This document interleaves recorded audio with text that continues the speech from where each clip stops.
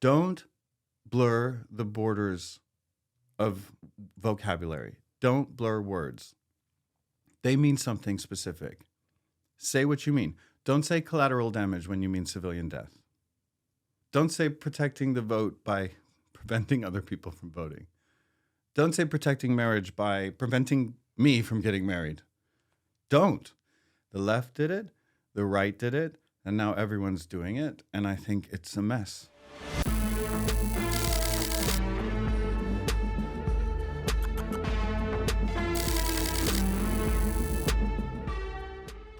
All right, Landon, thank you for being on Urgent Futures. Thank you for having me. I don't have a clear idea where this conversation is going to go, but I know that I'm going to leave thinking about it for many days afterward. Maybe to set the framework, I'd love to invite you to share who you are and what's your background. I think of probably all of the questions you asked me today, that is the most unanswerable one. It's too broad. Like, in what sense? Like, who am I? Where do I come from? Here? LA? What animates me? Telling stories. What can be said to exist? How we got here, where we're going, those things. But I don't know how to answer who am I. Okay, I want to get to what can be said to exist, but talk to me about the origins of your arts practice in specific. I kind of feel like, so then, I mean, we're going to get into this, but I went through some weird phases of doing some weird stuff. And it kind of all led me back to here now, where I'm telling a story of how we got here and where we're going that is informed by Mother Nature herself when we ask her in the right tone of voice. Not invented by me or you or our predecessors or, you know, whoever that may be. Can you say a little bit more about that? Yeah, I think there's a really different way of coming at telling origin stories epistemologically and ontologically. That is, you know, you can have an anchored version of that, or you can have one that is just narrative. I'm very much against the just narrative take. We've done that for thousands of years, and it might be the scaffolding that got us here, but it's not true. I mean, in order to grant one of them as true, you have to, you immediately deny 282 other ones, right? Like, or however many it is. Like, it's just like, it's so dumb to me. Like, just build it from the ground up. So this kind of intersects, like, questions of origin stories inevitably intersect with the supernatural or the magical. And you were just describing that, you know, you don't believe that that form of magic exists, but you believe in the sort of what some people might view as more mundane, you know, reality, but that is magical. Talk to me. So much more. I mean, like, I can't remember who it was that Dennett was quoting once, but it was a magician friend of his who'd written a book. And he would say, people would ask him, he'd say, I do magic. And they'd be like real magic? And he would say, no, real magic doesn't exist. I do the magic that exists, which is to say that it's not real magic, right? That is what Einstein said. That is what Sagan was so important in communicating. And that's the whole point of this all. It's like we made up these stories to please ourselves. But the real story is so much more magical than the ones that are, you know, ape brain made up after just like 8 million years of hominid evolution. I mean, it's a spark.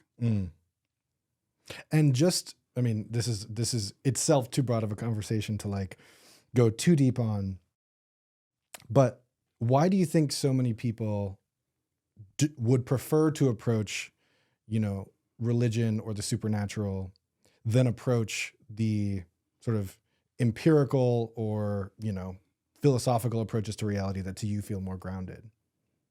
I don't think that they feel more more grounded. And I don't necessarily believe that people would prefer that. Like, we say that because certain monotheisms have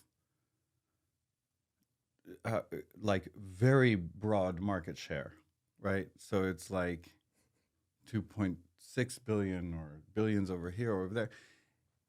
But there are also entire billions of people who don't. We don't talk about it, but it's like it's there, and like I don't believe that people need this. 100 years ago, Scandinavia was very, very religious. It is no longer. It is one of the most atheistic places. And again, this is me, and my mission is not about atheism. It's just about nature and naturalism, right? It's just about how we're here. And I'm not making any other claims but to celebrate that. It is not a negation. It is not anything but this is what I want to talk about. This is how we're here, etc. So I think it would be pretty boring just to talk about that. It isn't about religion. It's literally just about origins. This isn't new. This is what artists have been talking about forever. This is the Sistine Chapel. It's everything that moves people is to talk about how we got here. Yeah, talk to me about you're somebody who could plausibly have been a scientist. Like, from my view, your ability to understand those topics. No, but you have a sort of gifted understanding scientific concepts, but you communicate and you participate through your art. And so there's a specific decision there.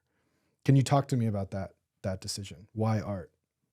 I don't think that I think that the only way of knowing is science.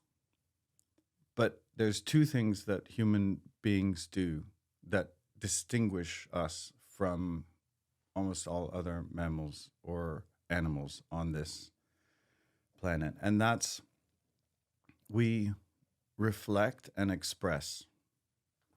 And science doesn't express anything. It finds out. But there's no use in finding out if you can't talk about it. And the only way that we can talk about it is through metaphor, is through art, is through imprecision. And I think that is like really vital to understand. Like this is like you might have science and math here as a human pillar, but then you have art and language as a human pillar. And I think they're equally as important. I don't think that you can effectively communicate anything at a higher level without invoking necessarily some kind of metaphorical step, basically. Yeah, I spoke to Kip Thorne earlier in the show, and he's famously advised Christopher Nolan for Interstellar, and famously connected to advised Carl Sagan with Contact.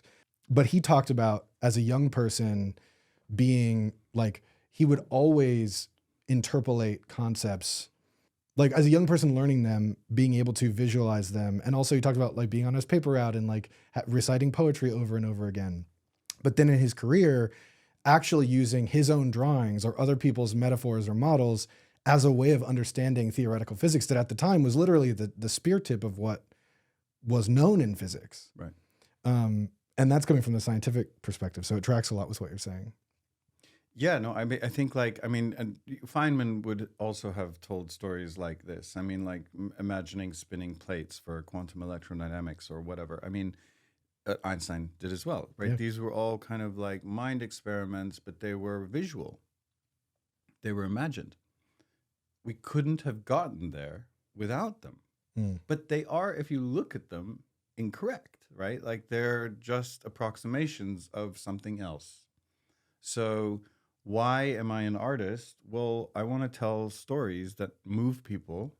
You've asked me before, like who some of my biggest influences are. Of course, it's Darwin and it's Dennett, but it's also Sagan, because Sagan was a scientist, but he was more importantly a storyteller. I think. Mm. Stories move people. Mere finding out, mere data doesn't. Mm. Yeah. Do you think Darwin is also a storyteller? I think Darwin is not a storyteller. I think Darwin is a philosopher as well as a scientist. So it wasn't just that, and this is again something that Den had pointed out, it wasn't just that he was a rigorous scientist and spent years and years and years developing his theory, making sure he was right, trying to disprove himself, and then settling on the fact that he was right. But it was that he kind of like realized that complex things don't need a maker.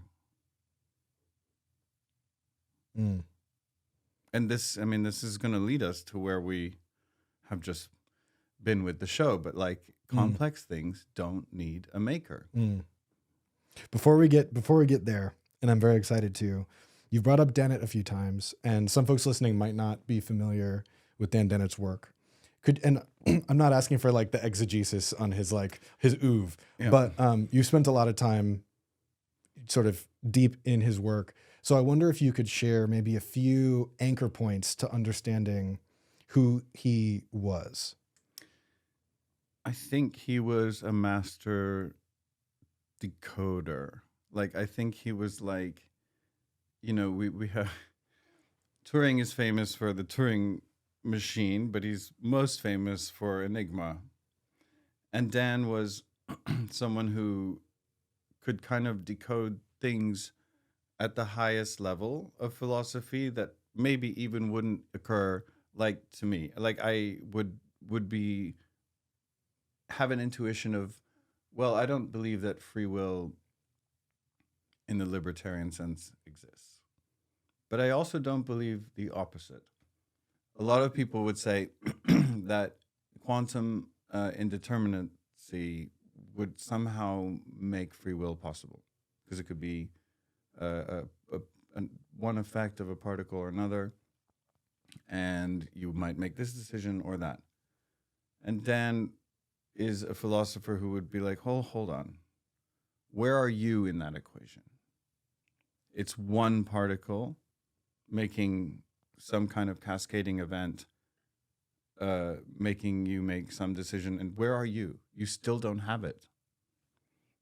And I was like, oh, yeah. I mean, like those kind of moments, reading something like that, being like, wow, this thing that I couldn't figure out is actually solvent, and it's not as hard as you think it is. And one of the things that I loved about him as a philosopher was he would tell people, he would be like, if you can't imagine how it would be like this, try harder. Just try harder, because I can. So just try harder. And I just, yeah, I mean, he's a huge influence in my life. And I know that one thing you've talked about being special about him is that he remained rooted in science, or remained rooted in, let's say, rigorous, like he was not prone to, too much fabulation in the development of his philosophical ideas. Do you have some examples you could share about that? Well, he would say, philosophy is what you do when you don't know what questions to ask, and science is what you do once you do, right? So like they're both very important. But he was never someone who would, in the way of many like post-structuralists, or just think of some clever kind of structure and say, well, this is true. It had to track with testable reality, right? It had to be tested in a disinterested way, right? And that is really important, because I think that's kind of at the root of, I put that way of thinking at the root of a lot of where I think we've gone a little bit haywire in the world today, politically, and in every way. I mean, I think that it's how you think, not what you think. We can all argue, but how you think matters. Mm. Please say more about that. Like, what are you observing being haywire about the world connected to this? I think if we accept like sort of like a post-structuralist or hard post-structuralist or postmodernist approach about truth and reality, then we don't agree that we are living in the same reality, and therefore politics, which is the business of compromise, becomes impossible. We have to agree that we're living in the same world in order to compromise or do politics. And I think right now, I just feel like everyone is like off in their own bubble. So you feel And I like think it's relativism really is, dangerous. Yeah. Relativism. Yeah. and We can have different opinions about everything. I'm never happy at a party unless I'm arguing with someone. But you do have to like at least agree that we're like in this room together. that we're Or that arguing. you're not gonna like go to work like by walking off of your, third floor window. This seems like a good moment to talk about your experience in art school, because I know from past conversations that this is something that you experienced acutely in trying to work through your young identity as an artist in an art school, where post-structuralist ideas were the prevailing kind of filter. Regnant. I mean, we almost read nothing else, I will say. I mean, there was Clement Greenberg and all this, but really, that was, I felt like very inculcated. And me as a person, I think what we pretend in art is that you should just have your voice and you should just be you. But I didn't feel, by the way, I just have to say, faculties was fucking amazing. Like UCLA art department is great. It was incredible. But the culture, at least in my moment and years, was a little bit stifling in the sense that there was a genetic fallacy sort of put to what I wanted to talk about. So if I want to talk about origin stories and they have something to do with physics, well, science was developed by European cis men, basically, which is not true, by the way, at all, but perceived to be true. By the way, what do you mean by it not being true? Well, it's not true. I mean, science is like something that humans have developed everywhere in the world at all times, and it wasn't just men. Like, I mean, it was not welcomed, and I didn't have the confidence to sort of make that argument at that time when I was 18 years old or whatever. It took some growth to be like, actually, what I want to talk about is fucking interesting. And if you don't like it, you can fuck off or be here for it. But that took a while. And I kind of discarded most of the theory. I mean, they call it theory. It's not theory because it's not supported. It's like, it's hypothesis, right? It's not supported by a lot of fact. It's not theory. It's just talk. It's ideology. So you differentiate, you have a hardline sort of approach to the word theory. Yes, I am a student of Orwell, and I think he was the first nose to sniff out a decaying modernism. And before postmodernism even existed, as he was typing out that book against the clock because he was dying, he said, don't blur the borders of vocabulary. Don't blur words. They mean something specific. Say what you mean. Don't say collateral damage when you mean civilian death. Don't say protecting the vote by preventing other people from voting. Don't say protecting marriage by preventing me from getting married. don't. Like it's a lie. And so I think he was kind of the first person to be really clear about this and warned everyone that we shouldn't do this. The left did it, the right did it, and now everyone's doing it. And I think it's a mess. I think it's a political mess. And I think like when you look at the dysfunction now, I think maybe the reason it seems more is because we can't agree that we live in the same world. I think adjacent to that is that people can't agree on what the heuristic by which they evaluate their world is, and also the priorities of like the observable problem set. Many different people have many different priorities about what should be solved and in what way. And then because we now live in a highly saturated communication environment, you have people who even care about the exact same issue, but disagree on how to even handle it. And then that becomes a sort of skirmish. Yeah. Yeah, no, I don't disagree with that. I think that's correct. So we've talked a little bit about this. So I want to just like rewind for a second and sort of reflect some base context and then invite you to add more.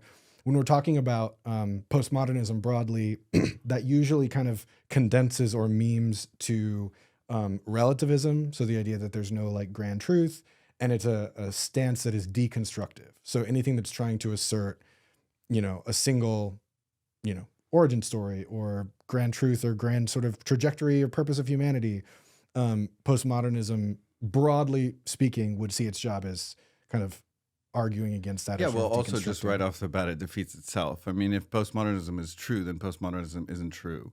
I mean, like Hussein says who? I mean, there is truth. We can talk about how we define it. Like we can be epistemological, but there is something that we live in, right? And you can philosophize about it all you want, but I think it's armchair philosophy. Like we're sitting here, we're made of particles. We've figured out a lot, and we should be proud of that. And we should take that and move forward in an inspired way. And it can be many different ways. But like, let's not deny what we know already, because we do know a lot. Can you give me some examples of where you see that being rejected? Like the moments that you're kind of like, ugh. That's not an easy question, but because actually there's so many, but I mean, it's kind of like how Billy on the street, he runs up to people, name 5 women. And people are like, Wait, who? Billy Eichner from Billy on the Street. Oh, no, I can't name 5 women. I mean, I don't like, again, this is something that rankles, is that a word? Rankles me? Yeah. Is when people find out something new that science, which isn't, frankly, the example I'm going to give is not new, has discovered, and then say, it's so weird, that must mean X. So quantum mechanics or, the uncertainty principle, etc. And then they try and shove some kind of magic into that space, which has now been found. But it was found by science, which was tested. And it wasn't something we wanted to find because it's quite weird. Dismaying, yeah. Nevertheless, we look at it and we say, but this is nature. This is how we're here. We need to figure this out. And it's a people who try and shove some ideology into that really bothers me. Got it. And you can see this now. I mean, like there's lots of charlatans going around saying that's quantum consciousness or, mistaking the observer effect. And it doesn't get us anywhere. It regresses us.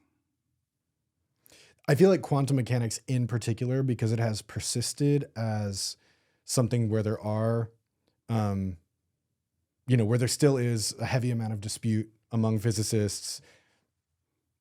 Yes, I mean there is, but it's the most predictive science we have, down to the 99th decimal point, I believe. It's not like up in the air. It's really, really precise. So there are different interpretations of it, but I'm saying we, I'm not a scientist. I shouldn't. Don't really disagree on the facts of it, right? Like there are three different interpretations, but it's real. And it's predictive. Predictive. Right. So one of the things that I like to say about, I mean, this is again really a really important point. I think doing art is so important because it is about meaning making and telling stories. I don't have it in me to be a scientist because what I want to do is make beautiful things and tell stories. But science is predictive and it's descriptive. But art is reflective. And if you don't have all three, there's nothing to be sitting here talking about. Like, that's how we're here. We are all of those things. And do you group math in with science when you say that, or is math something different in your mind? I think math and philosophy are very closely math and logic, right? Philosophy are very closely linked. But I think that physics is different because physics, you can do things in math that don't exist. Like, we don't even know if infinities are real, but we use them to, what is the term? Renormalize certain equations or something. We're not even sure that they exist, but it's a useful tool. It's a useful logical tool. But the universe is math plus set values. There are certain constants. So they're a little different. Interesting. The set constants have this weird quality of being slightly asymmetrical.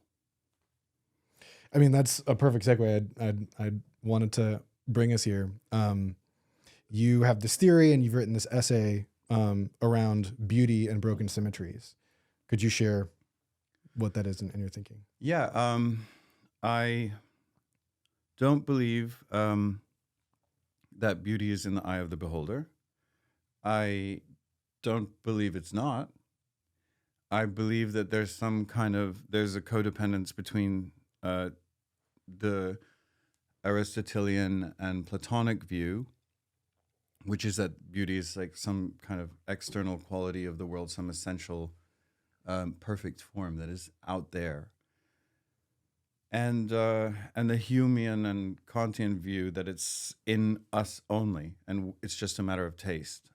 We wouldn't really find too many people to disagree that there's a lot of overlap in what different cultures, different peoples, and some animals find aesthetically pleasing. And so the question is, well, what is that? I think it has to do with a certain level of order and complexity in the world, which also means that it's a length in time, because at the beginning of the universe, there's lots of order, but there's no complexity, and then entropy increases, and then we get some kind of complexity, and now we have agents, and the agents recognize a certain level of order, and they think, oh, I like that pattern. That's a nice pattern. And maybe it was evolution that got us to that, right? So like, that's my kind of thinking. It's like, why did evolution sculpt a capacity for the aesthetic sense, not just in us, but in other animals? Well, you can say that it's just an accident. You can say that it's just like a Stephen Jay Gouldian spandrel. It's like some other capacity in our brains is good at pattern seeking, and then this is just tickling our brain and we find it great. To me, to believe that is a little bit, it's frivolous. Why is there Bach? Like, why is there art? Like, I think the capacity to recognize beauty is functional. That's the other path you can go down.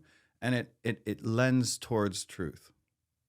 So this is true in physics, it's true in math, and I think it's kind of part of what I'm talking about being reflective. It's a heuristic. It's not always right. Maybe it's guiding us towards something. Maybe the pursuit of beauty is the pursuit of truth. Mm.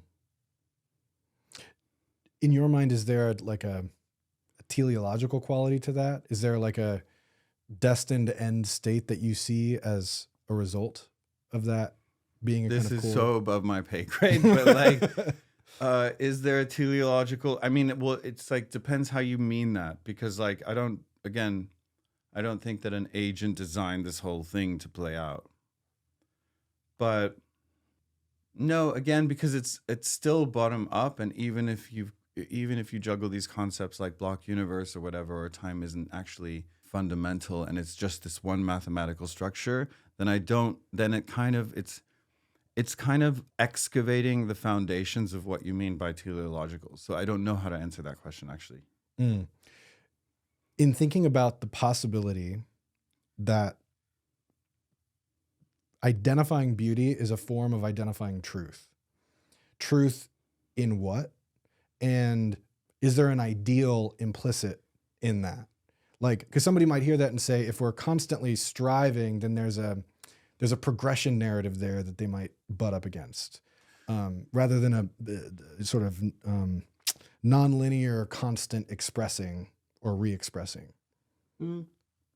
There's this repeating scale thing. Like I'm looking at those leaves over there that you have in your corner, and I know the constant by which that those veins in those leaves are branching off.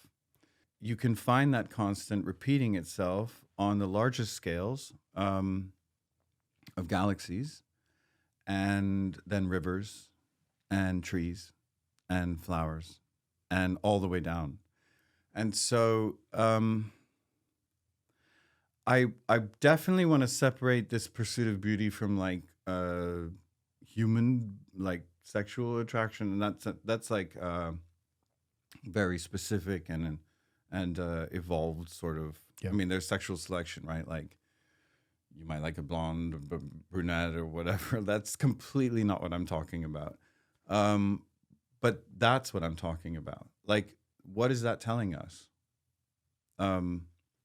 We find plants beautiful. We find flowers beautiful. We find galaxies beautiful. We find all of these things beautiful, and they are actually repeating the same constant and the same structure, but just at different scales. And so, is it leading us to find something out? Any ideas on that? Well, I think yes, but I don't know what. Like, it's like, I think yes. I think it's heuristic is a good word. Mm. I think it's a tool. Like, and I think like if, you know, I gave a talk at the end of last year where I was talking to not art people.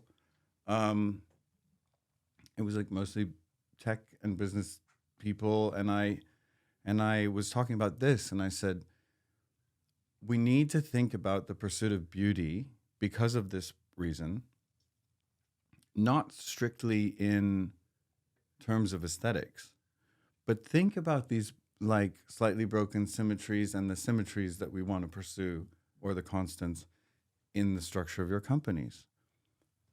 Democracy is more symmetrical than monarchy. It's more symmetrical than autocracy. It's more beautiful. So you see symmetry as one of the core. Yes, I think slightly broken symmetry is the kind of slightly broken symmetry is kind of where I come. Again, I'm not a scientist, but slightly broken symmetry is where I'm coming down to like thinking there's something really important here, because the physical laws in the universe might be perfectly symmetrical, but the universe itself exists in a slightly broken symmetrical state. The cosmological constant is almost zero, but not. The Higgs field, almost zero, but not. The matter-antimatter imbalance, almost zero, but not. Almost zero, but not. You can go on and on about this. Why? It doesn't make sense. It's like, we are the residue of this slightly broken symmetry, which is almost zero, but not. And so just to clarify my own thinking, so we might expect to see certain like aspects of our lives around us when they embody a certain mathematical or scientific symmetry, but just off, that's a sign of something, reality. Is a sign of reality. Yes, because I mean, again, like, and I think this works in art. Like, a perfect square on a wall is boring, but if it's Terrell and it's like almost perfect, but it's not, like slightly imbalanced, which is part of the piece itself, then it's good. So what is if you're talking about like capital B beauty, what embodies capital U ugly?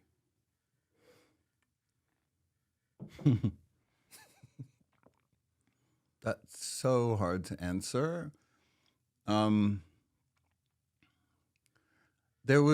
don't even think this is like a Supreme Court justice to laud, and I can't remember who it was, but there was someone who, there was a case about pornography, and the Supreme Court justice said, well, he was being asked, like, why is this Michelangelo's David, why is this, or whatever, art, and this porn? And he said, I don't know, but I know it when I see it.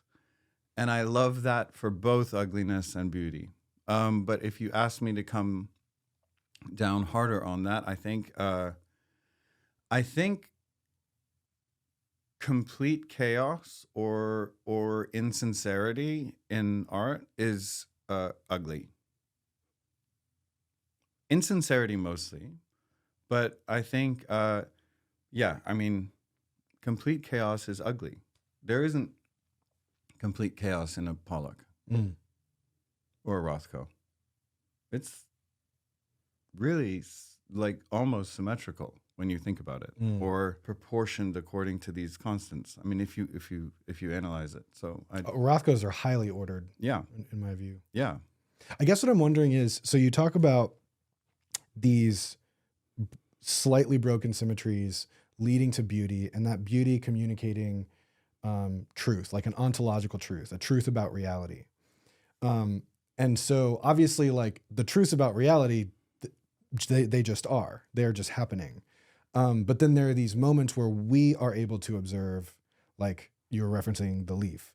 Like, we are then able to observe that there's a beauty there, and then we can we're now at the point in the progression of our species where we have the math and, the sensing technologies and all the things to, propose the theory for why it's that way and then verify it. So it's getting me thinking about what the role of things that are not beautiful, that are not revealing themselves to us in that way, like where that factors into your thinking. I think that we are just at the beginning of evolving to recognize things like this. So the stuff we don't notice yet is all there, and it will be beautiful and ugly too. We might not be noticing it, right? Like, we are expanding our understanding with our technologies and with our quite quick in the past millions of years evolution. So then it's like, as we know more, are able to demonstrate more, or what have you, we're essentially like becoming better detectives. We're finding all the other things that have been beautiful this whole time that maybe we weren't noticing. Yeah, I mean, not to be quaint about it. Yeah, we're the universe recognizing itself. Yeah, I very much believe that. I mean, that's when I say itself, right? That's in scare quotes, because it's not itself, but it's we are part of this structure, and this is the first time, so far as we know, that we can look at it and understand. What a time to be alive. What a time to be alive, indeed. Yeah. No, I mean, that's, like I've been through a lot of grief recently, right? This year. And it's all been really weird. But like life is really, really weird. And the way that I come out of it is by recognizing that and just feeling lucky that I get to be awake to see it. Mm. Even the ugly parts. Mm. That's really powerful. I don't want to shift gears too dramatically, but one thing that I really wanted to ask you about has to do with it's sort of an extension of this science conversation, but going back in time to a mad scientist moment that you had in your life. Why do you call it mad? I'm referring to the colloquialism, but I suppose I could think, I like the word mad in this case because there's a playful quality to mad. I did look like that kid, by the way. I did look, like mad. I did look like that kid. Yeah, I had really big ears, and yeah, I did look like that kid, kind of. When I was like 11, 12, 13, I realized that I had a passion for and the talent for making high explosives. So not conflagrants, not things that would just burn. I wasn't being a pyro. I was making like C4 and nitroglycerin and TNT and all of that. And by the way, I mean, I don't know if I should say this. It was so easy. It was so easy that then years later, when like those with the Times Square bomber and in whatever in what was that? 2012? No, it wasn't 2012. 2000 and whatever. Yeah. Couldn't detonate the bomb. I was like, what an idiot. It's so easy. Like how these people are so stupid that they couldn't get it done. I was just thinking to myself, how dumb. But I wanted to build these things not because I wanted to destroy anything, but I was interested in small things having big effects. So it started with that. I was very meticulous, very careful, but you can only be very careful for so long. And one day it all went wrong because like a droplet of water got on some potassium chlorate or something, ignited, then it was next to the nitroglycerin, which was next to the TNT that I had made. And by the way, this is before I was 18, and the statute of limitations is definitely expired here. Also, don't try this at home, folks. Yeah, exactly. And this was just out of the pursuit of the science of it. And it flared up and it burnt me everywhere. I got potassium permanganate in my eyes, the purple, like I couldn't see, but I knew what was about to happen. And so I start running, burnt, blind. And then I kind of like a movie, like turn my head and it detonates and like a movie, it throws me across the room, knocks the wind out of me, couldn't breathe because it was like a pressure wave, right? And I survived, and that was the last day that I made bombs. But it was interesting and fun. It really was. Like it was part of my journey. Mm. And what did your parents? And you do want to be with me at the zombie apocalypse, by the way. Evidently. Yes. Like this we can, yeah. Are there other survivalist skills that you developed in childhood on a lark? I'm a good cook, but I don't think that's You're an excellent cook. No, it's not a survivalist skill. So wait, so this thing detonates. Are you home alone? Like, what's the context?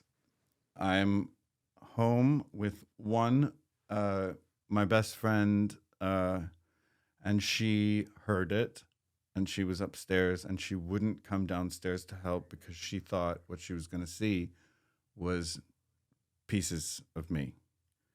So it took a while to like get my vision back. I crawled into a bathtub. I washed my eyes. It was a really, so stupid.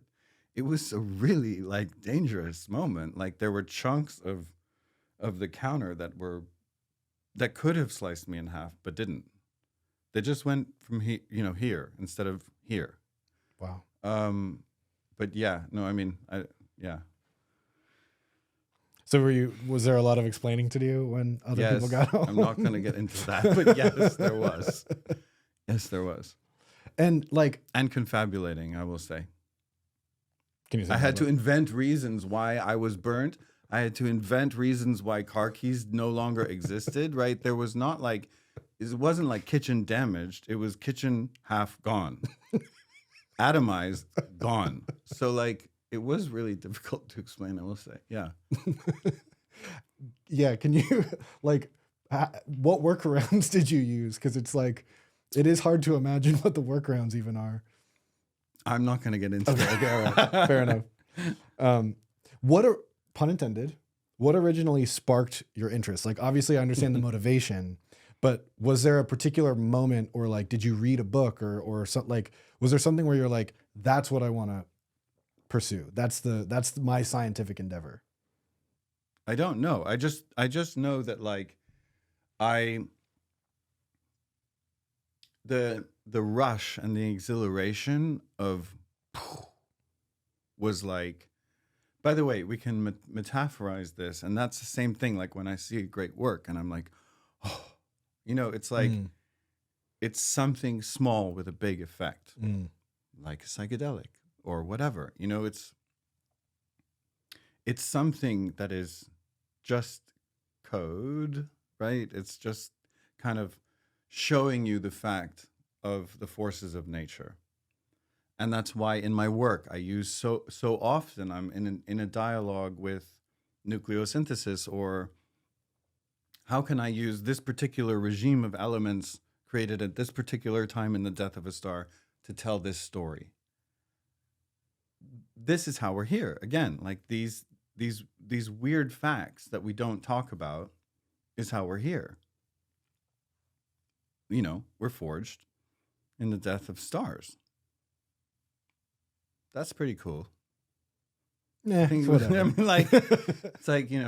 Lawrence Krauss, I think it was, said, "Forget Jesus, the stars died so you could be here today." I'm totally on board.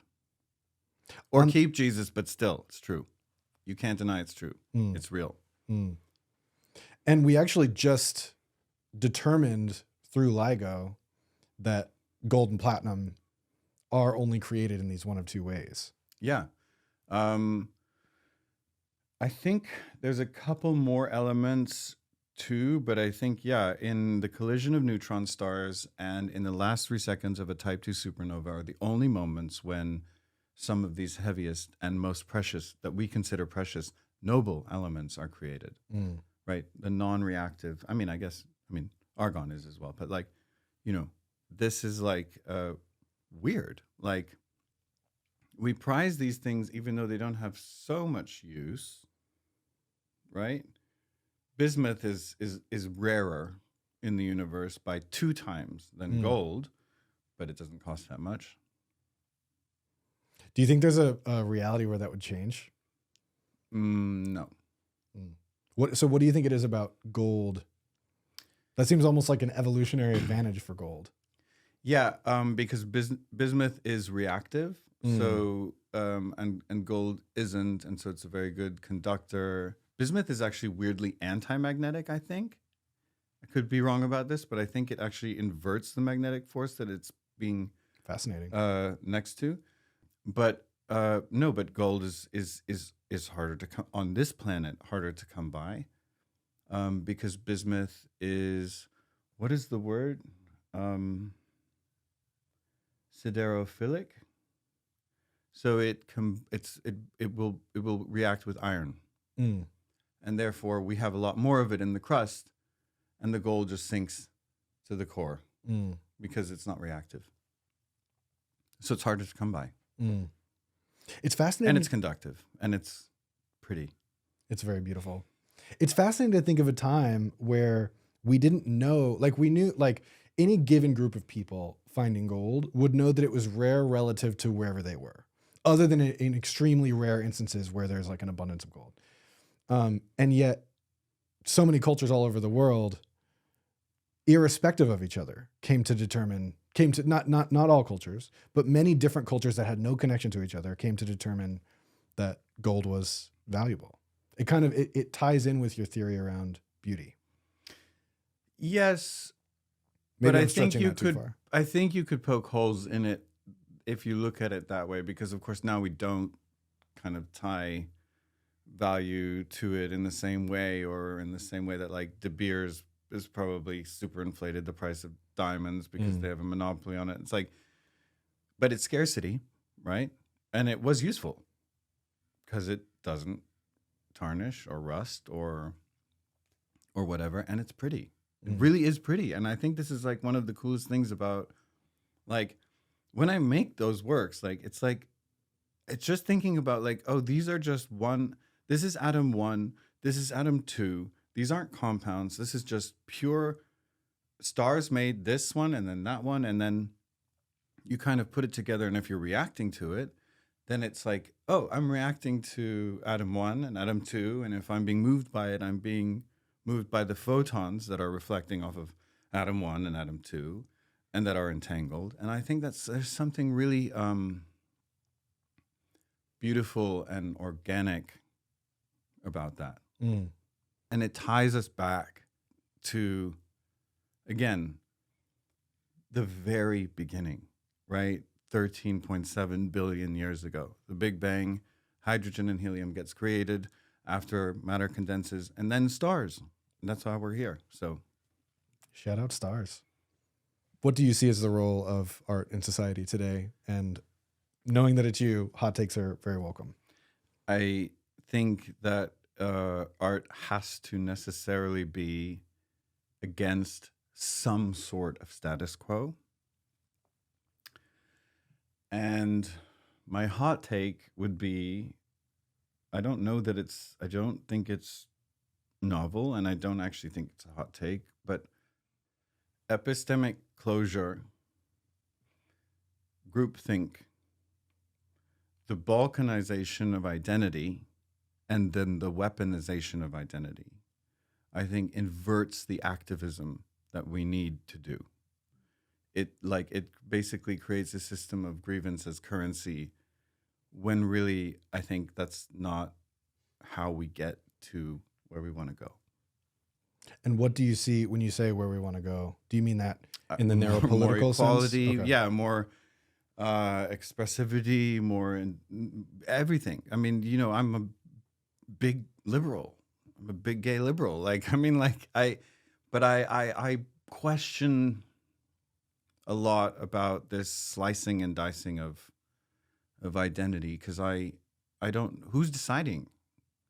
And this and the epistemic closure, like the person whose opinion is ugliest, who I think is ugliest, that's the person I want to protect. That's the voice I want to hear, because it makes me think, well, how do I know what I know? How am I going to defend what I think? I think we're losing a bit of that. How does that interact? Obviously, hate speech is a big problem and something that people are speaking about a lot. It's always been a big problem. But the First Amendment in this country, and we have a lot of fucking problems, but the First Amendment, I think, is probably the most perfect and beautiful one. Just says, no one can tell you what to say. We can all look at someone and be like, well, you're an asshole and an idiot. Get out of my kitchen.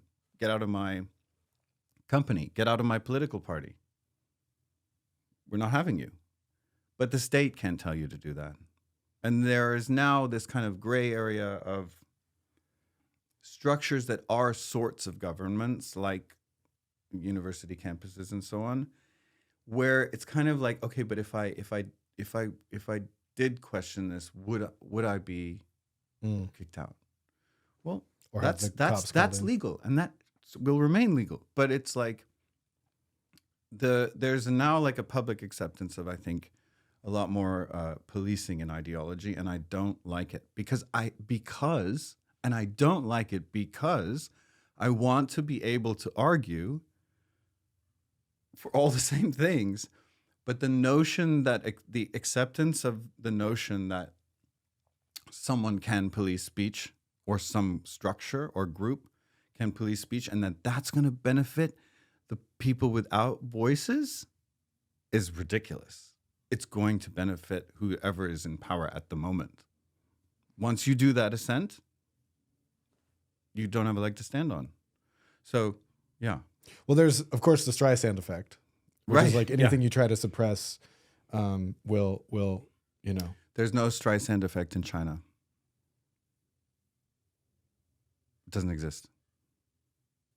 There's no political opposition to mention.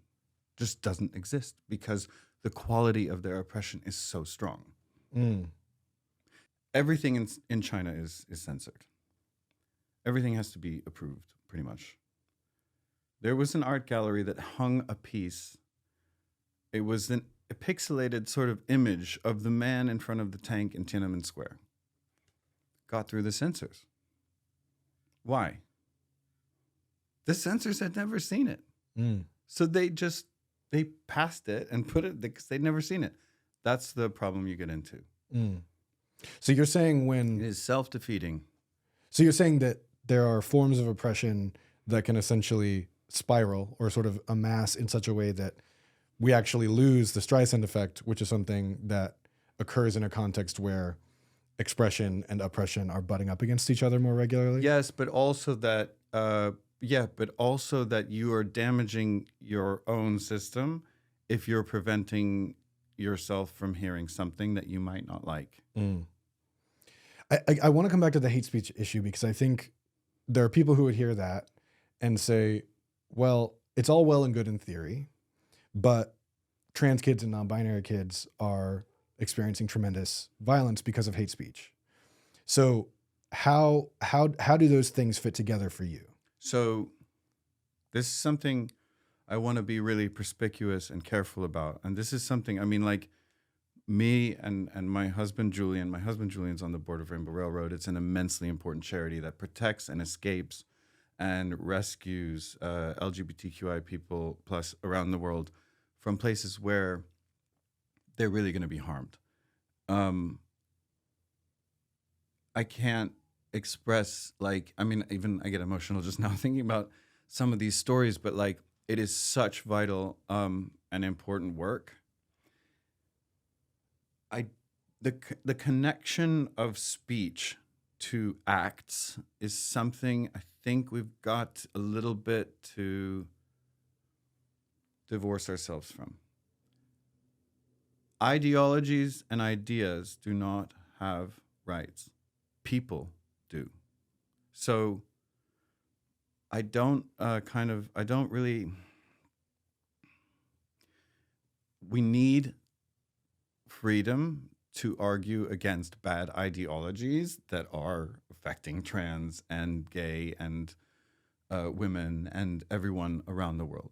We need that freedom in order to do that effectively. And I think if you remove it or police it, you've undercut yourself. It's the same, like, you know, in France, denying the Armenian genocide is a crime. You can be put in jail and you can be fined. I don't know if they removed this, but it did pass. And then Erdogan is throwing people in jail because of an article they wrote about him. And French people or European Union people say, you can't throw journalists in jail for what they wrote. He's like, well, you're doing it.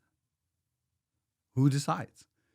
The minute you give that away, it's all truey. I would say, like there's no leg to stand on, because the question who decides ultimately refers to the power structure. That's the problem. I do think there's a place for, you know, the classic example of like yelling fire in a crowded theater. I agree that free speech should be fundamental in any democracy worth its salt. But I also think we have to make dispensations for certain types of, you know, the obvious examples, but clear and present danger. And I think where it gets thorny is how, like, one, how do you collectively as a society in good circumstances determine what those things are, much less than when there's, some fascistic, would-be dictator, trying to sort of contort the, the workings of the machine. You're making a face, so I got Yeah, because that's the problem. It's like, again, like you're assuming the best outcome, and you've given away the fundamental thing that we're arguing for, which is the right to be, think, hear, whatever. So I do think inherently it invokes, like John Stuart Mill said, the protection of the ugly too, which is something that we've been doing forever. I mean, like human language and gossip, like probably the reason we developed language was to be like, did you see what he did, what she did? Did you see what behind the other, like this was evolutionarily important. And, I don't know. I think it's fundamental. I really do. Yeah. Gossip is a far cry from, but the question, just every single time, ask yourself, who decides? Would you let me decide for you? Would I let you decide for me? We could be sitting around a table of friends that we love at dinner. Are they going to tell me what I can read and what I can't? No. And then, of course, there's social convention, which you're kind of getting at with. That works, yeah. Well, it works, but it's also, you were surfacing some of the ways that social convention is maybe prioritizing a certain type of, identity politics that's then coming to inform, what ideas are foregrounded and by whom and how. Yeah, I think this is the interplay. I think that the state basically the state cannot tell you what to say or think or legislate that whatsoever at all. But this is a controversial opinion. I understand that, but I think that in the end you give up. And when I say you, I mean minority groups give up the most powerful tool that we have. But social conventions are on the other side of that, and it's like it's like there's this interplay between them. And I think I don't know. I think this is how it works, and it's been working, like to move things forward. I don't like where we are, but I do believe it works. I don't think that was the best answer, but like, yeah, I don't know. Like, there's an epistemic closure happening. You've said that phrase a few times. Can you say what you mean, just for those? I mean, like, there's now this like balkanization of groups and like ideologies. Like, we don't have the same news channels anymore. We're being manipulated by foreign government apps. We're being fed these algorithms. The algorithms kind of know us more inscrutably and better than we know ourselves. And people don't, again, live in the same reality. And I think that's dangerous. In the same epistemic reality. Right. Well, both ontological and epistemic, right? Like, think like we don't have even the same ontologies. There are people who believe the earth is flat. I mean, have you seen the new thing where it's like a flat earth inside of like an ice? I forget that, and it could, for all I know, be like a psyop meme, but it just, there was this whole kind of discourse around flat earthers finding their way back to round earth ideas. Well, I don't know if you've heard, but flat eartherism is now being accepted around the globe.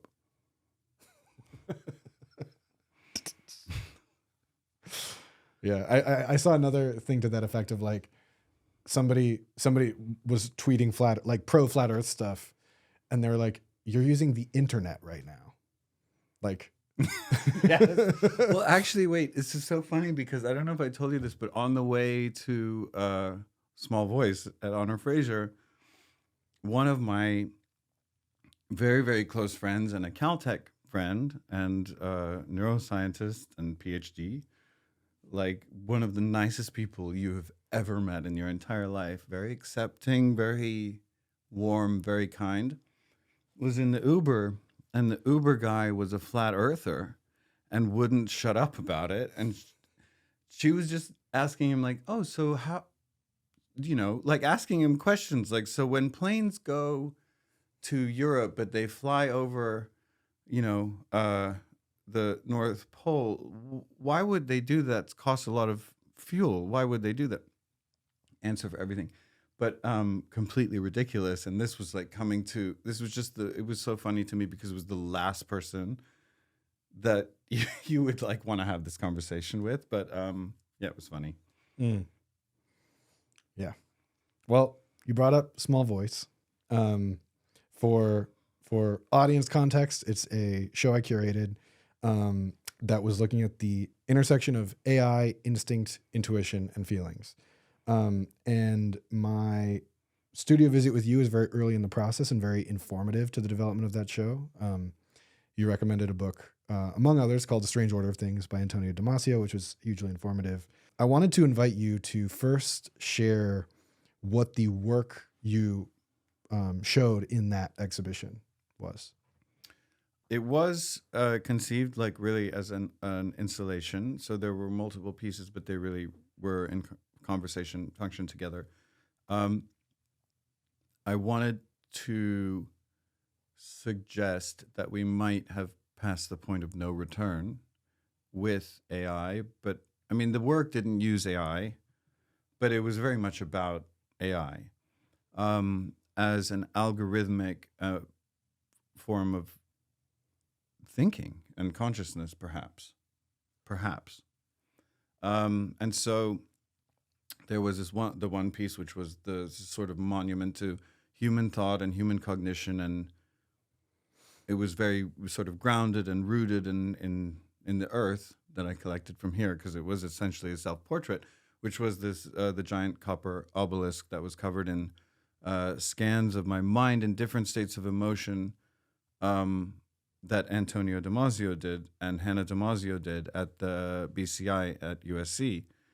But it wasn't just like a scan. It was composed basically like as if it were ingredients of how if I were to compose the ingredients of how I thought about AI. So there was some fear, there was some mostly ambivalence, there was some excitement, and the funny thing is that it ended up looking kind of like cosmic, like space, but it was just mind space. And then on the other side, there was the black hole, event horizon, that was cut in half. Of course, we can't see into an event horizon. We can't see anything. We can just see the effects around the black hole. But my notion was like, if we could cut it in half, is the other side so terrible? And so that on the outside it was completely black, on the inside it was pure 24 karat gold, and it was mesmerizing. And so I didn't want to. The whole point was like, I don't want to editorialize what's on the other side. You look at it from one side, it's completely dark. From the other side, it's gleaming. I don't have the answers about where we're going. I don't think anyone does. We're just doing conjecture. That's it. But I think given the way that we've gotten to here, there is cause for potential optimism, but it's not prescriptive. So like things have tended to get better. We're smarter. We understand more. We recognize more. But like it's our progeny, but is it us? That's the question that I was kind of like. AI. Yeah. Yeah. Oh, right. Sorry. So the black hole was meant to sort of signify this point of no return, of we've created another creature, another thinking system, and if it takes off without us, I don't know. I want to also throw in that you, the other piece was the piece rounding out the triangle was an untitled hieroglyph. If you could just share briefly what that Yeah. So they're pieces that I find so beautiful and whimsical and intuitive and charming. But when a lot of people see them in at first, or for instance at Caltech, they're blackboards with lots of equations on them, which because you can't understand them, is a painting. You can't read it, so it's a painting. Just kind of like, we're going to the Royal Museum and we're looking at the hieroglyphs and we're like, oh, that's so pretty, but you can't read them. Um, that's very much like an integral part of those pieces is the inaccessibility, and therefore seeing those characters as form, but really their function. Mm. And they're telling a story of origins as well. Mm. It's just not one that we invented. It's one that we derived from nature once we learned to ask the right questions. Mm. So it's like you can't just make it up, but it is a story. Mm. And it's also part of our Herculean effort to find out more. And yeah, so it's kind of like, I don't know. I see them as that's like they're called untitled hieroglyphs, but it's like my new theology is that. Mm. Even I can't do those calculations, so I don't know what the hell they mean. But like I know physics broadly, but these are the seers. And well, and I don't think we ever explicitly said this. So these are blackboards that you leave in the offices of theoretical physicists at Caltech. Yeah, they are fabricate. They're pretty blackboards. I fabricate. Oh yeah, them. I'm not diminishing. I'm saying yeah. And then we put them in the office of leading theoretical physicists at Caltech, and it is all they get to use for whatever amount, usually 2 to 4 months of theoretical work. So it's not faked, and it's a real representation. It's a capture of thought. It's a capture of time. It is evanescent in the sense that if you open that protective case, you would be able to erase it. It isn't fixed. But that's kind of part of it because, of course, it's not fixed.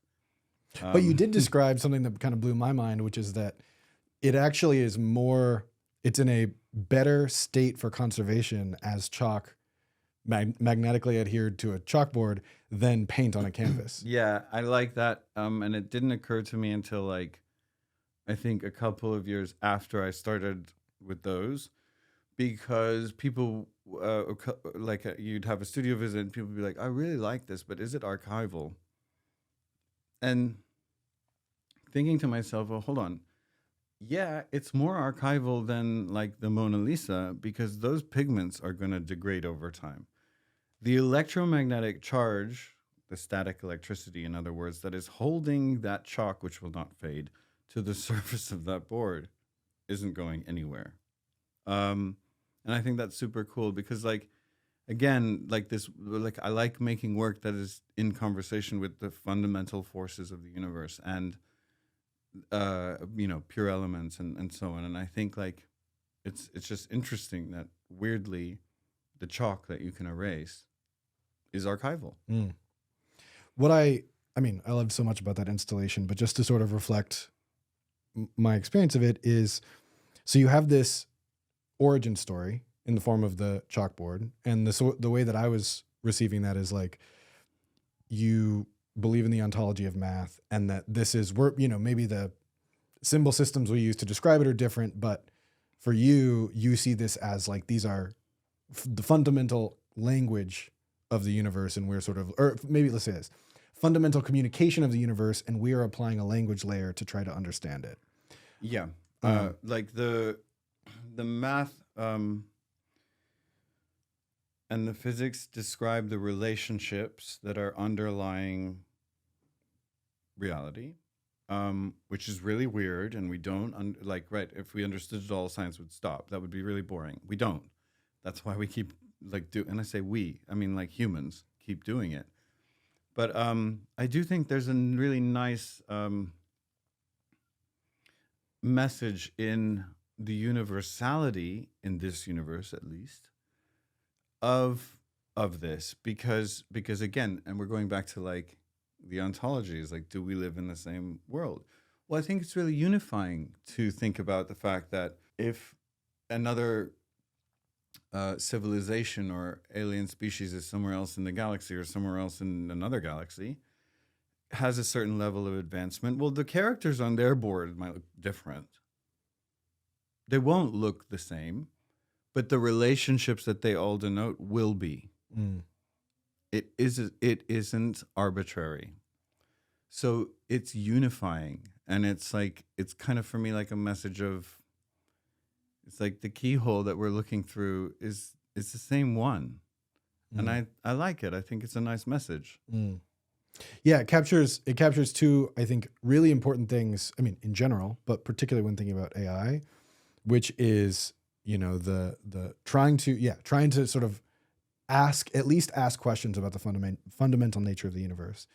And then also it has our signature on it. You know, it's the way not only like humanity, you know, composed those ideas, but the way an individual physicist chose to compose those ideas.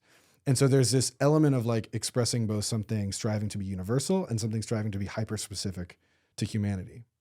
And we go from that to the obelisk, where we're now engaging much more directly with, like you're talking about as a self-portrait, with the way your human mind is processing and thinking through what AI might mean. And by the way, I mean, I assume that the fMRI tech involves algorithms at some level. So that was always the way I would. Everything's an algorithm. Yeah. So I mean, everything is an algorithm. Evolution by natural selection is a sorting algorithm. And so what you just said also, it's like, you know about the concept of convergent evolution. I do, but. Right. So like the eye has evolved something like 38 times separately in different branches of life. I don't know if that number is correct. It's something like that. It's because the eye is useful. Evolution is a natural sorting, by natural selection is a sorting algorithm. It will get there eventually because it's useful. If it's useful to the organism. So like when we think about AI, we need to think about this because consciousness is useful. It seems to be useful, right? Higher level mammals have it. We have the most of it. It's useful. I think it will evolve. We think we have, I mean, who knows? Well, we do have, us. I do believe we have consciousness. Otherwise, I don't know why we have a word for it. No, I meant the most. I meant the most, like. We have the most. It's possible that we don't.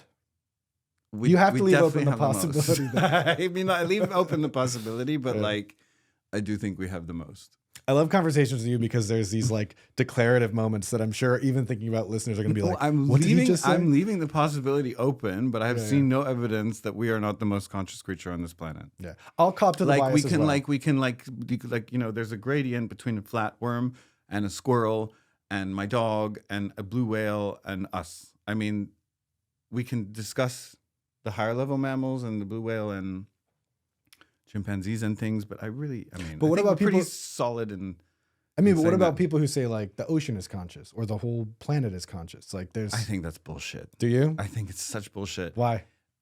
If you can't saying that something is a system, it's not a complete non sequitur to say that it is a conscious system, right? Like the brains of certain whales are much larger than ours, have more neurons, more cells, more particles. But it's the type of software that we have and the cortical structure that we have that allows us to think the way that we do, which might not, I'm not saying it's the best way to think. There's no value judgment there. But when we say conscious, we mean something. And it is, again, this is invoking Antonio's work, being a sort of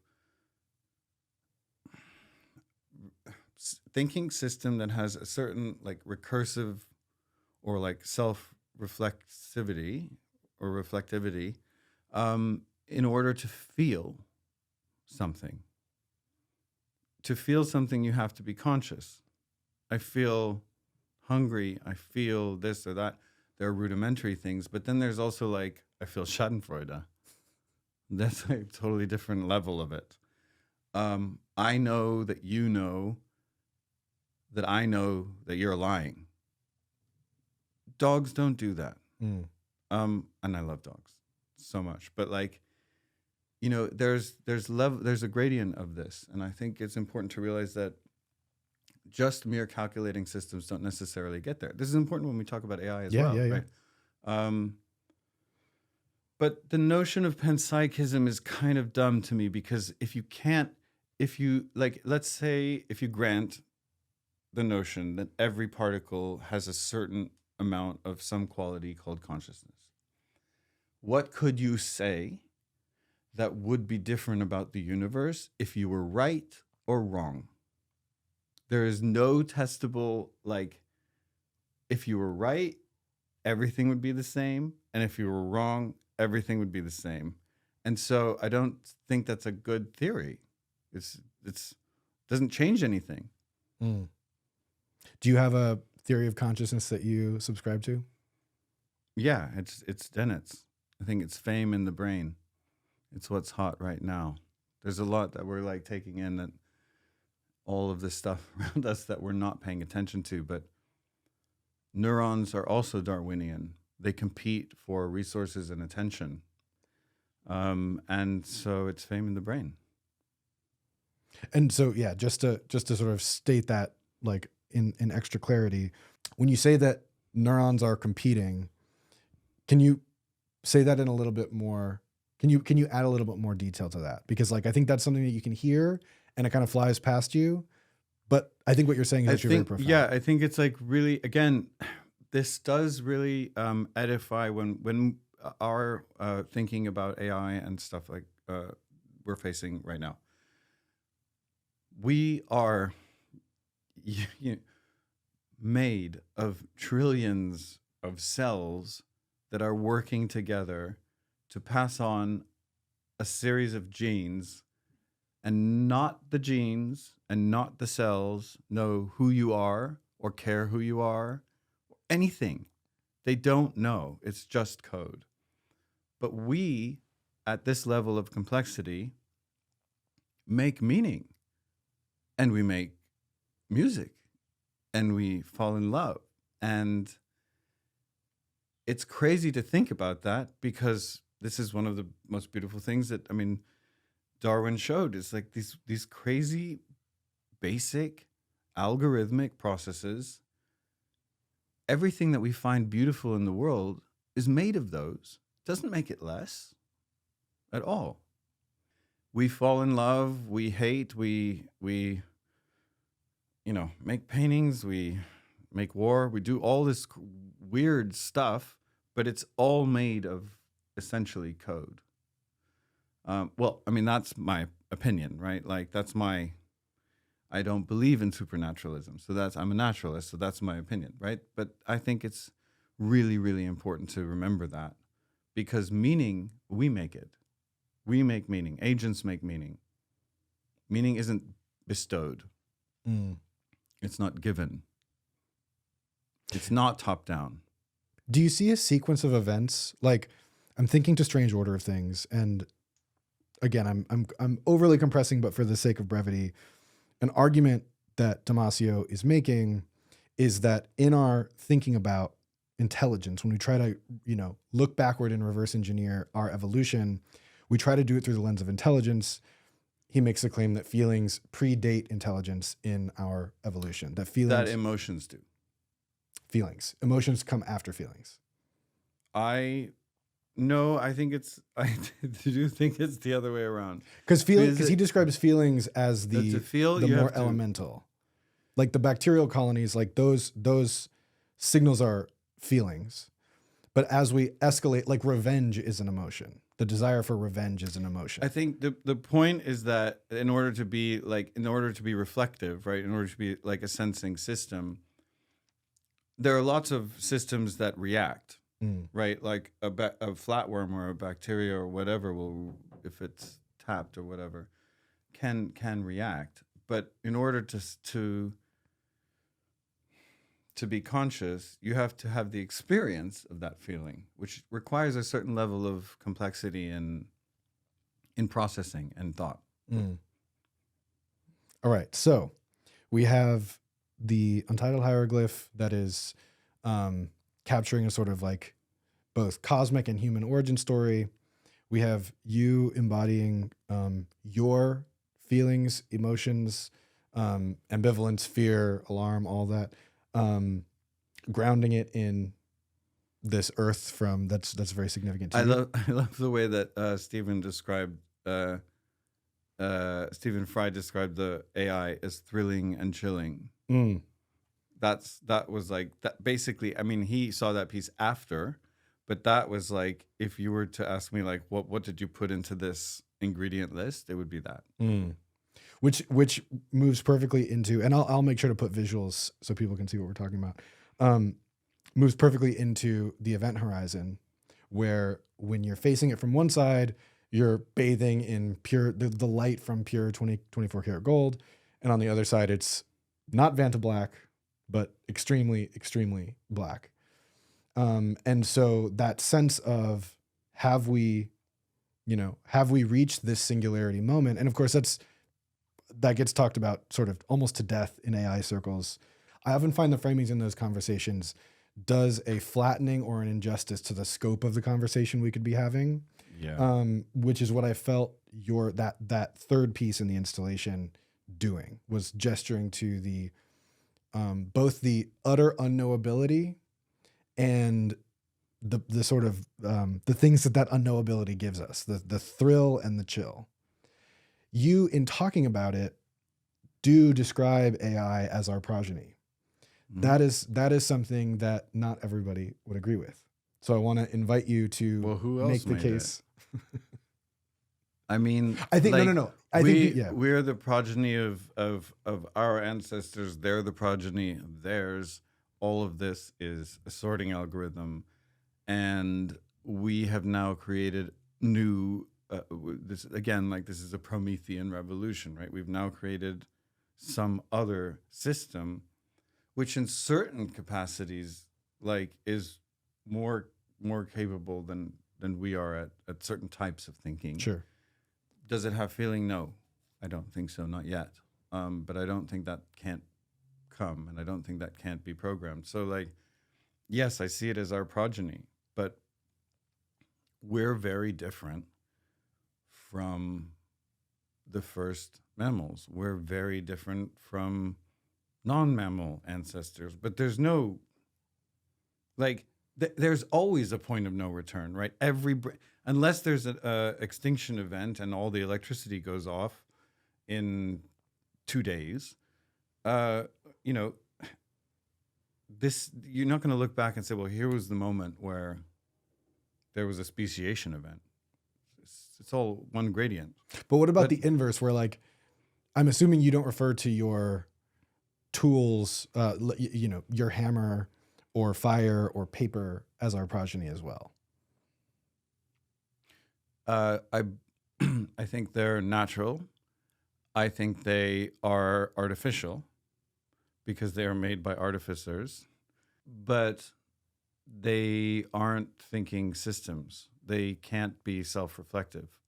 So you think any species that can create another thinking system, whether as like an agential act or by the sort of more automatic processes of evolution, that is progeny, whether or not it elevates to the point of having feelings or consciousness. If something can evolve by itself, then I think you've got a form of evolution happening.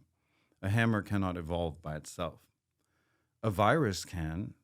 A virus has no metabolism. It can just, piggyback on other cells to procreate, but it does evolve.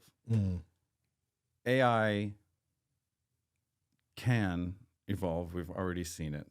And then can it think? Can it be self-reflective? It seems pretty clear to me that it will happen, if not already now, soon. It can certainly perform it. If we can do it, this was part of the the talk at Honor Fraser. Like, my point is, like, we've already done it. Like, I am a machine. And I don't say that like in a bad way. I love it. Like, but like it's like we've already done it. Life has done it. And so the notion that it won't just seems really chauvinistic and solipsistic to me. And so yes, we created AI. It's our progeny. I have to say it because it's not a she or a he or anything in between or a they or what. I mean, it's like it is distinct. It's new.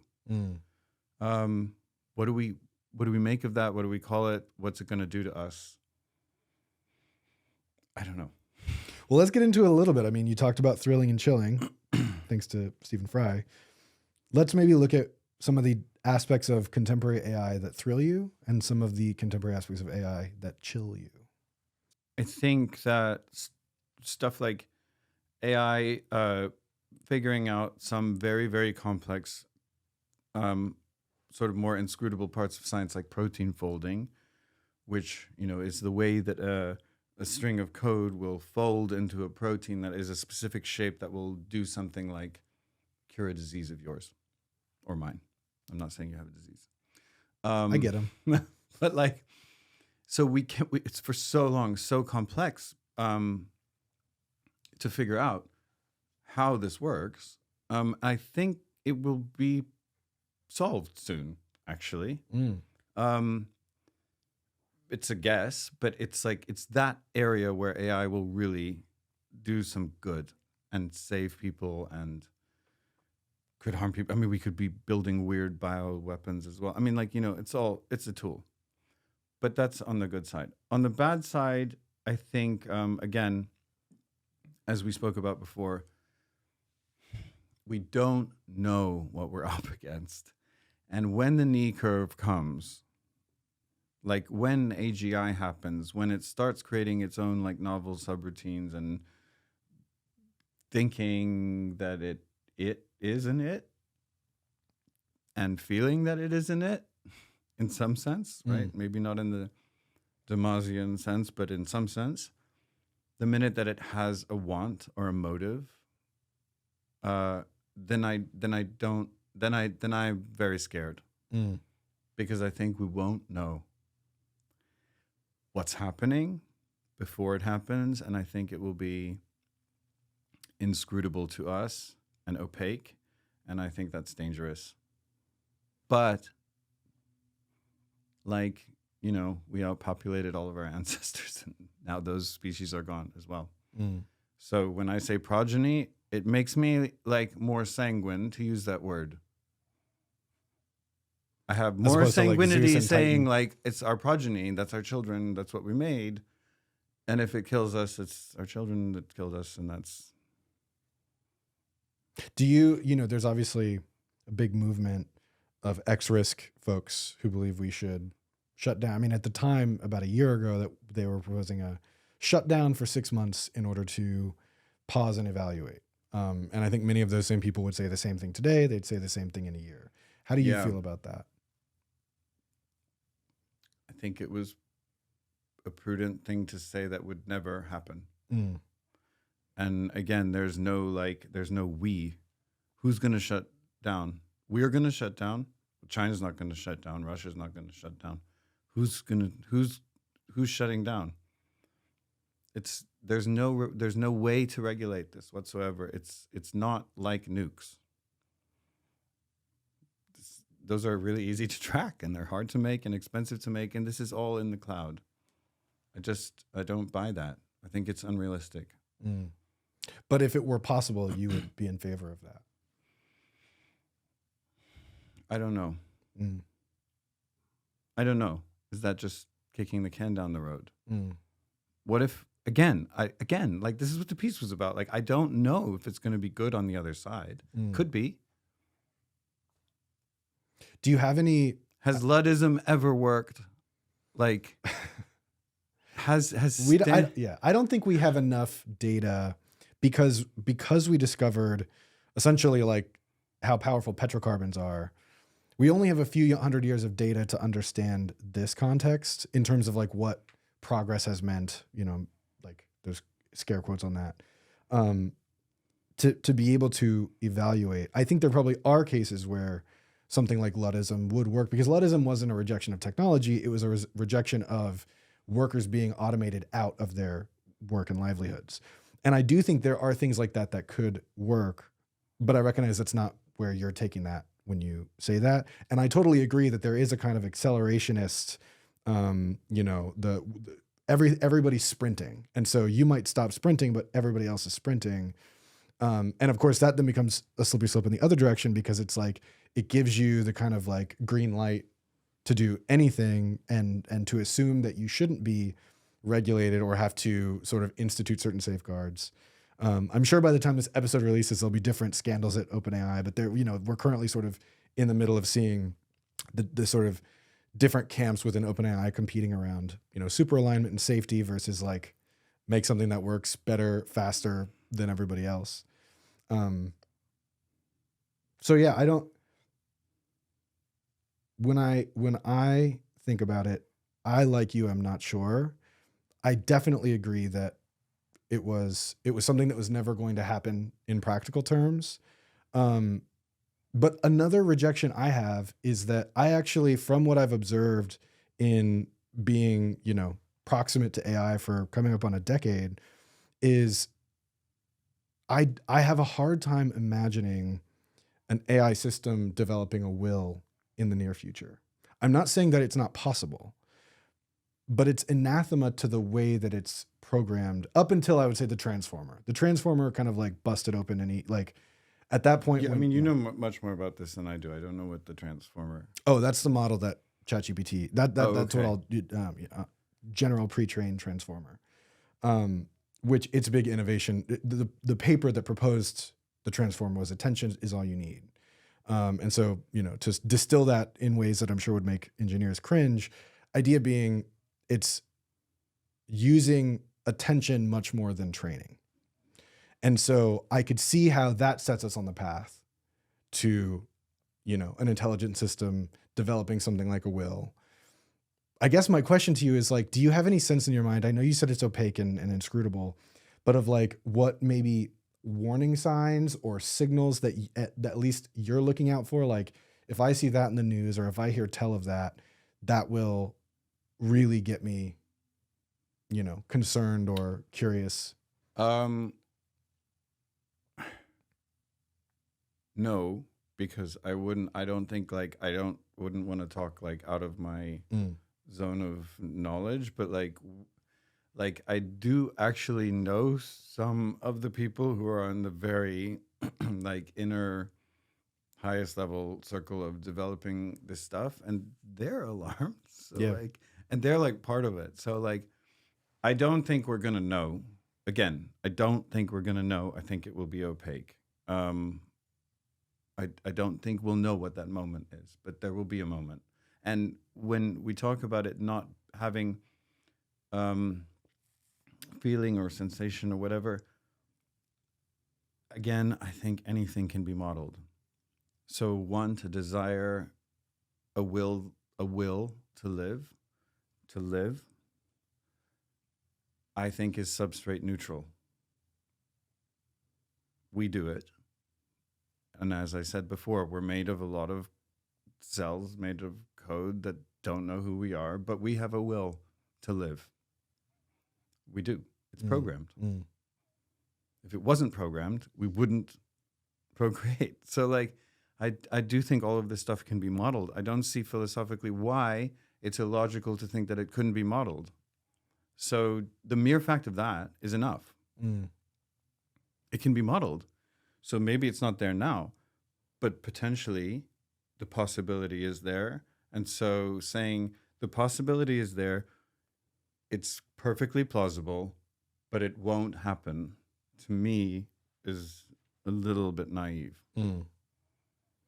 Yeah, I mean, it comes to this like question of how much are you willing to bet on your belief relative to, like when you do the cost benefit analysis, like what bet are you making? And that was, I think, the most sympathetic part of the letter was kind of like, what do we have to lose? We have a ton to lose if we stay on the track we're on. Yeah. But we have, we lose some money or we might lose geopolitical position or whatever. So I was, But that Yeah. that matters, and I think I think if we want to be good liberals, which I want to be, like, it does matter. Like, geopolitical position matters. Mm. Like, there are two other hegemons, like, waiting in the wings, or basically there. They have very different value systems. We can criticize ourselves, and we should, and that's what I spend most of my time doing, is because criticizing your own side is more important than easily attacking, another. That's how you progress. But it's still really important, because I do believe in liberalism, and I do believe in this value system more than the others. And I think that when you ask that question, we don't want to talk about that, because we're now in a world where we don't want to talk about, well, we don't want to say that we're right about some things. But I think we're right about this thing. And that's like liberalism. I think we're right. I think it is right. And so the notion that we would tie one hand behind our back is unrealistic, first of all, and it's a bad idea. I feel like there's like another whole conversation to get into there. But of course, I want to be mindful of time. Any other thoughts you're currently having around AI, and also maybe what you see as the possible relationship between the arts and AI? In a weird way, I mean, this is obviously something we've gone over before, but in a weird way, I still see it just really as a tool. Because it's not a thinking, it's a thinking system. It's not a feeling system with desires. So I think artists will use it just like we've used Photoshop or, some other tool that helps us get what we want. But I think there's still something a little bit cute about it, because if the work is like really relying on AI it just seems like if you remove voice, then you remove meaning and value, to me. This is just my opinion. And so, like, voice, what is voice? Voice is what I want to tell you. It's what I want to tell you. So, like, you can use it conceptually. I think if it's just novel, then I'm not moved so much by it just because it's novel. That doesn't move me. Like, what moves me is me hearing what you have to say. Because art is the human commodity. It's the right. It's the artifact that we make. That means it needs to be individual, I think. I don't think many things have been done well by committee or code on their own. Code, like proverbially. Systems, yeah. I mean, like, of course, as I said before, we are that, but there's a distinction about what type of system it is, and what type of life we are, and what sort of ontological anchors we have, and what homeostatic anchors we have. Important to bring up, that drive us to have the feelings and the consciousness that we do in order to communicate. That's very verbose, but it's great. It's really interesting, because all of these topics are so seemingly disparate, but for me, it keeps coming back to this tie-in where it's just a branching, like we're in this branching system, or at least it could be holographic. It appears this way, and it's of these things all tied together.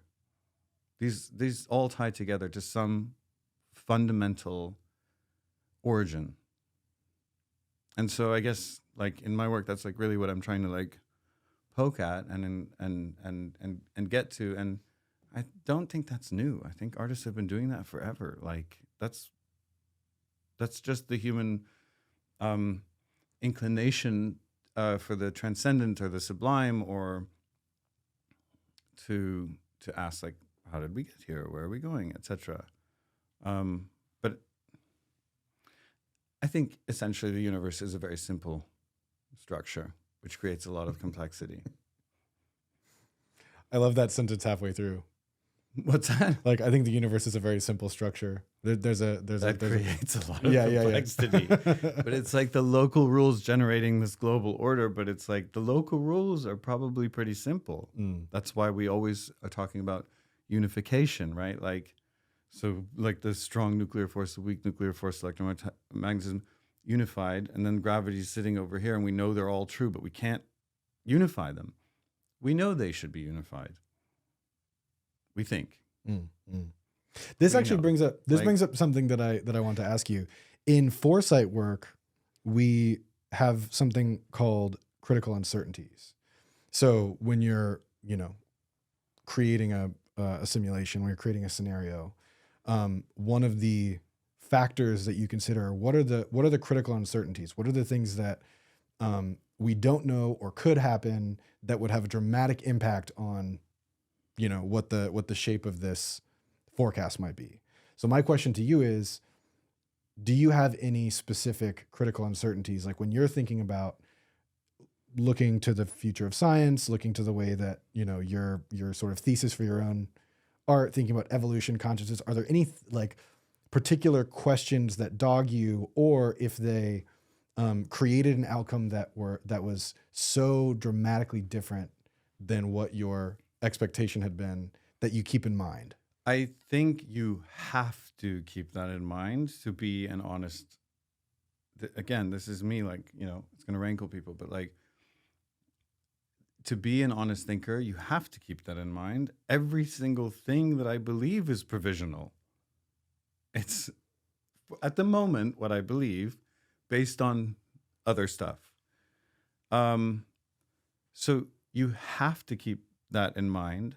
One of my great friends and physicists that I've made blackboards with before and is now like just such a best friend is Sean Carroll. And I don't know if it was in his book, but in his book, The Big Picture, or in a talk surrounding it, he pointed out this funny thing where, you remember during the Iraq War, Donald Rumsfeld said this thing which was like stupid and everyone made fun of him for it. He was like, there are known knowns, there are known unknowns, and there are unknown unknowns. And Sean's point was that this is actually pretty clever. In physics, we know where the unknowns are, we think. But we kind of do know. Like, because it's about values and structure, we know like the extreme physics that are at these values that we don't know, and over here, but we know what we do know. And I think it's important to at least admit that we did get here by a lot of hard work. And a lot of people want to say, well, we don't know anything. How do you even know that's true? We know that part. But you have to, in order to be a sincere and honest thinker, be open to anything, just with a different, I have a different credence for lots of ideas. You can make up a religion now and tell it to me. I'm going to be like, okay, I don't believe you. But you have to be open to anything. Got it. There are 3 questions I like to ask all my guests. And you've touched on any manner of these throughout the conversation. So feel free to double back to something we talked about before or repeat whatever. The first thing is, what is one thing you wish people paid more attention to? Reality. And secondly, real activism. Can I invite hard a little work? Bit more? Yeah. Not posting, like real work. It's hard. It should be hard because it's not easy. And yeah. Got it. what is one resource you use for making sense of reality, or that you recommend for making better sense of reality? You shouldn't hold the entitled view that the universe somehow owes it to you to be understandable, and then thereafter recognize that the scientific method is the way to ask her. I have more thoughts on the scientific method, but the final question is, what is one moment when your sense of reality was disrupted? Oh, all the time. I love psychedelics so much. And I think that the thinking about something as being like, and including consciousness as being a system and a process and algorithmic, like we've got a system, a hardware that runs on basically certain compounds. And there are compounds that are very easily made in nature, like serotinoids. So, and this is kind of interestingly one thing that, I mean, we can get to that later, that Antonio pointed out, but if you take a slightly different one, your perception of reality completely changes. In many cases, in my experience, in an incredibly powerful way. And the reason it is because evolution never would have sculpted us to perceive things the way that you do when you take psilocybin, for instance. Would be really weird to operate like that all the time. But being outside of the box and looking back at your life when you're in the box can be unbelievably powerful. And in a weird, I don't know why. I mean, it just has a different affinity for your serotonin 2A receptor, but with affinity meaning it latches on and releases at a different length of time. That simple thing can, make sparkles fly off of this microphone when you speak. I mean, it's unbelievable. And it is magical. It's real in the sense that it's made of information and I'm experiencing it, but it's not real in the sense that like that table is there and it's not levitating, right? So I think doing that is great. And I think that it's very useful to detach from reality. And that's why we like fiction and novels and art. I mean, we're not just reading textbooks. Like, I love Harry Potter. So yeah. So using it as a way to reflect and to reconsider. reflect, yeah, and to be kind of like,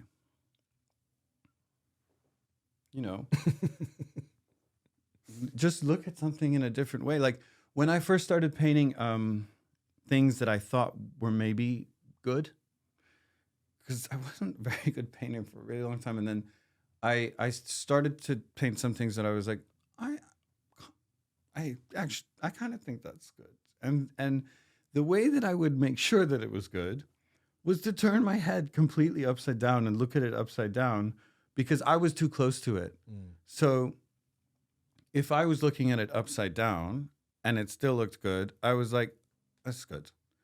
If I was looking at it upside down and it looked the same, I mean, so, you know what I mean? Like I was removing myself from the normal lens and inverting the lens, and then I would be able to understand more. There's something really interesting there, which I think maybe some of the other topics we talked about touch on, but it's, breaking with quote unquote reality you can never do because we live in it. But metaphorizing that, useful. Amazing. I feel like there's so many pieces I want to kind of go back to. I think I'll just have to have you back and do happily. another. I mean, if there's anything else, I happily would talk about it, but I'm happy to come back. Amazing. So sometime in the future we'll get to it. But in the meantime, any news or updates or places people can find you, things to share?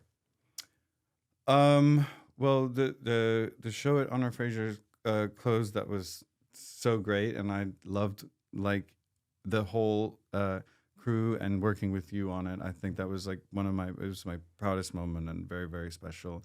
There is a show up now at AF Projects, which is smaller works, but they're works that are really meaningful to me, really emotional, which is also interrogating this idea of self-portraiture with elements. And yeah, that's what's going on right now. And I'm working on some new projects, but I'm not going to talk about it yet. All right. Well, I'll keep an eye out for them. Thank you so much for being on Urgent Futures. Thank you for having me, Jesse. This podcast is edited and produced by Adam Labrie and me, Jesse Damiani. The podcast is presented by Reality Studies. You can learn more by visiting realitystudies.co. And if you appreciate the work I'm doing, please subscribe and share it with someone you think would enjoy it.